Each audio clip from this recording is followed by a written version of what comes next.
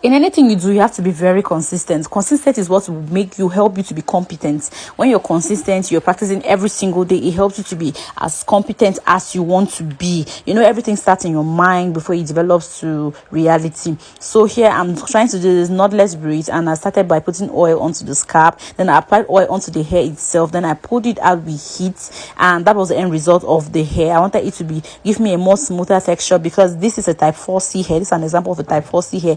It is very, what should I say, I don't want to use the word strong, but that is a word that comes to my mind.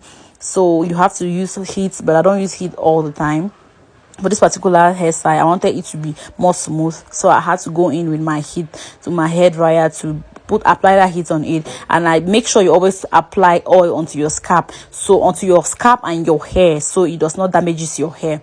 Okay, so once I'm done, I go into doing the knotless braids. And this knotless braids, my client wanted it to have a color contrast, so we had to put in the cream white and the color 35. So I had to put in the cream white at the back, then the color 35 on top. She wanted this particular color contrast. And with this, after I'm done with everything, after I'm done with pulling of the hair, and I had to cut my lines, apply gel onto my lines. Gel is a blessing onto every braider. So I had to apply gel onto the hair, brush it, flip my comb, brush it, then I start cutting the lines. I start cutting the lines and I start plating.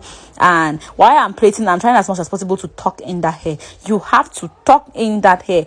Nobody wants to see hair and mesh and you're seeing hair popping left and right, center, front, backward. Nobody wants to see that. So when you're plating, you have to tuck in that hair, like force the hair to come for inside that mesh. You understand?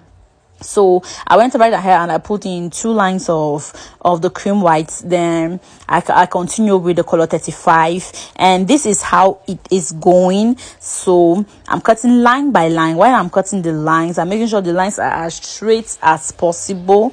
And when I'm doing this hair, I try as much as possible to put lines everywhere. There are some clients who do not think the middle line fits their face structure or their face shape, and then some clients will think the corner line does not fit, but I try as much as possible to put the line everywhere, so it is easy. Your hair is easily stylable. That's why I always explain, so you understand why they put lines everywhere in your hair. So your hair is easily stylable. You can style it anyhow you wish. So like I was saying, you have to be competent and you have to be consistent. Consistent will take you to competence. Like wherever you are, whatever you're doing, if you're just starting out, try as much as possible to be consistent in practicing. You have to practice every single day. You can practice for free, you can practice for pay, but make sure you're practicing. It does not matter what you're doing. If you're doing it on a human client or you're doing it on an artificial client, make sure you're practicing every day. Practice on being consistent will take you to competence, and that is what's going to help your business, push it where you want it to be. Like, it does not matter where you are right now, but it will help you to push your business where you want it to be. So when I'm done with this hair, I went right in ahead and I used I had to put in the spiral coils. For the spiral coils, I had to use my flexi rolls, and I had to try this method I saw the other day on TikTok, where you put the mesh inside hot water, you brush the mesh, put it inside hot water, then you wrap it around your flexi rolls. And this particular method, it gave me like the best kind of results. So when you're done wrapping and you're putting it inside hot water, you can go right ahead and you blow it with your hand dryer, so it dries it out. Because when you put your hair on, or when you try to put the coils and it's still on the flexi rolls, it has a lot of water in it, so it has a lot of weight. So when you dry it out, it helps so you don't have the water marks on your back and all those kind of things on your dress and all those kind of things. So I had to hold the hair while I'm plaiting the hair.